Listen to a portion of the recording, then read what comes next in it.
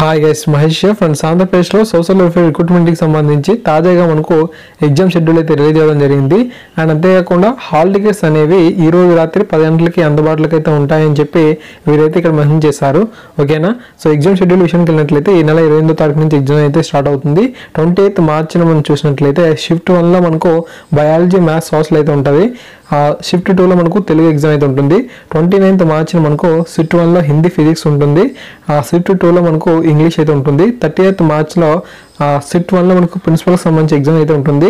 1st ఏప్రిల్లో మనకు shift 1కి సంబంధించి కేర్ టేకర్ అండ్ డీసీఓకి, షిఫ్ట్ 2లో మనకు కేర్ టేకర్ ఎగ్జామ్ అయితే జరగబోతున్నట్లుగా సబ్జెక్ట్స్కి జరగబోతున్నట్టుగా వీరైతే ఇన్ఫర్మేషన్ అయితే ఇచ్చారు. ఇది మనకు ఆన్లైన్లో ఎగ్జామ్ అనమాట. ఓకే.